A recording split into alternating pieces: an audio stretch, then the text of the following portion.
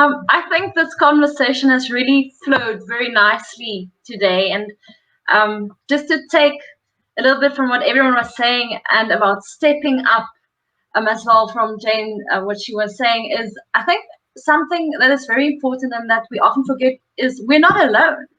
We're not like, and I think that's also, when you're going through a hard time or tough day, like, this is not the first time that someone's feeling this way. This is not the first time that this is happening to someone.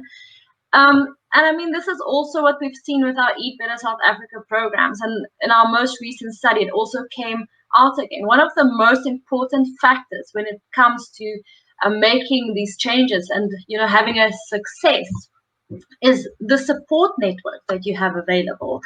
And I mean, I work with these incredible people, and I mean, particularly Jayne, she has helped me so much to step up. And without her support and the support of the rest of the team, I would not have been able to do that in terms of my work, in terms of my personal life. And in terms of the Eat Better South Africa programs, when the women start making these changes, they help each other, they support each other. You can have all the knowledge in the world, you can have all the information, have all the answers. But if you don't have your tribe that is there to catch you when you fall, you won't be able to succeed. And I think that for me is just something for me to end off. That's something that I took from this conversation, is to have that support. And to go and not just, of course, embrace it, but also be that support for someone else. Be there for the women around you who need that support. And like you, Tracey, you're creating this support network as well. And I think it's exactly what the Nutrition Network is doing. The Nutrition Network is also creating that support network as well as the Noakes Foundation and Eat Better South Africa. So we need to go out and, be the support in the world. That's beautiful. It reminds me, Jana, of a quote I heard the other day that said, when you get where you want to be, turn around and help others get where you are. I think that's so beautiful. Beautiful. Thank you. Jayne? I think from my perspective, my last words would be to say that certainly as a woman, you've got to trust your inner guide towards health. And that's quite a difficult thing to find and to say. It's not as simple as it sounds. We're very caught up in a sick care way of living, where if there's something wrong, we go down a path of medication and illness and diagnosis. And it's about constantly finding a way back to health, whatever that means to you. So a big part of the work that we're doing, and Tracey, you're a part of that as well, is that we train coaches and advisors and people that are mentors on your health journey. So sometimes you need to go all the way. You need to go for the CT scans and to the specialists and through a medical journey. Sometimes you just need a helping hand, and you need somebody that's been there or that can offer you some alternative or different advice that you haven't heard before in a different way. I'm not saying go to an alternative practitioner and do all of those things necessarily, but maybe that is part of your journey. So it's very much a creative, if you can treat your life like a creative journey, and health is an important part of that, and find ways to fall into health and wellness rather than illness. That's part of the step. It's about finding constant ways to step through the fear and through the medication and traditional models, which are very masculine as a woman, and finding your way with your health. So that's and thank you for being a part of that and for being an embodiment of that with your own health journey. That's so inspiring to so many as well. Beautiful. Thank you, Jayne. Tamzyn? Well, I think I've said so much about what I think is important, but I think that you touched on all these issues that we all know are problems for women and for people in general, but generally women get it a bit worse, especially not everywhere, but especially in the more third world kind of countries, or countries that have bigger Gini coefficients and differences in socioeconomic status, or lower socioeconomic status groups, because often there's more gender inequality. So if anyone's going to be eating the cheaper food or giving the better food to the children, or sacrificing of their own health for the people around them, it's often the women. And so I find in places like South Africa, you have obesity everywhere, but the women are the most obese. You have malnutrition everywhere, but the women are often the most malnourished. You have metabolic diseases, type 2 diabetes, cardiovascular disease, metabolic syndrome, and then other insulin resistance related things like polycystic ovarian syndrome. The women tend to have it a bit worse.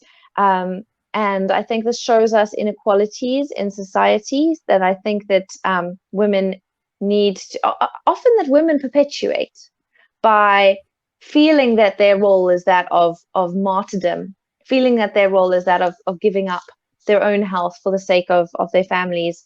And while that is, you know, obviously as a mother, you're going to make sure your children are on the lifeboat before you.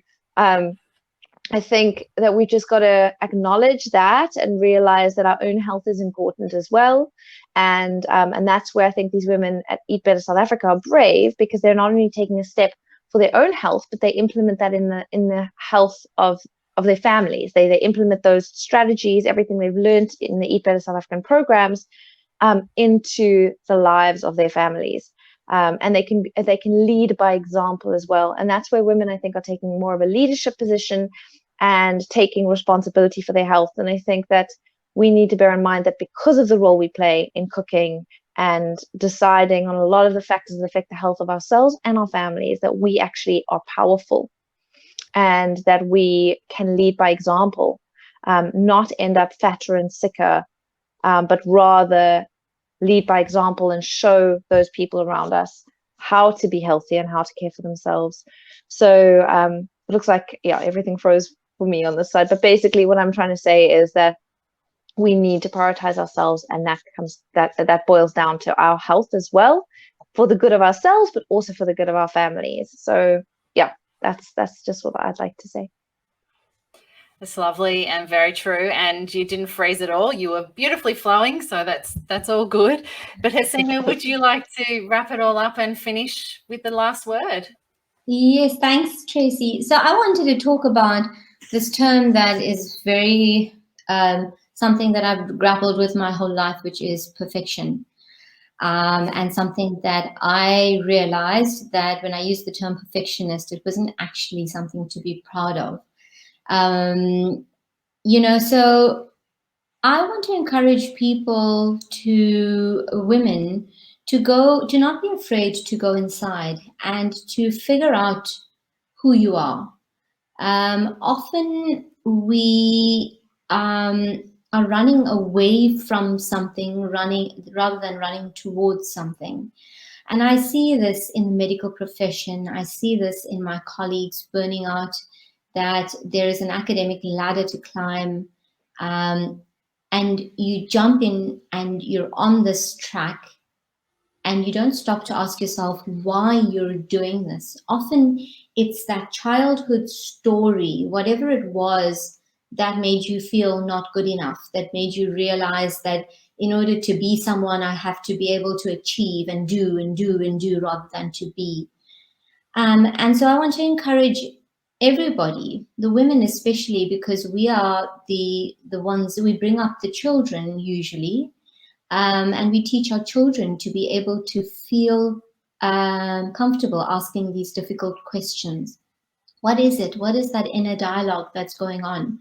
When you're feeling that discomfort, when was the first time you felt that way? Because often when we go through something difficult now, we react the way we have reacted when we were 2, 5, 6. And it's that rejection, abandonment, whatever it is, it's that thing that's driving us. So this is too deep to end on, I think, but it's something that I hope people will look at. And when you do say yes to something, make sure you're saying yes with your body, yes with your heart, and yes with your mind. Often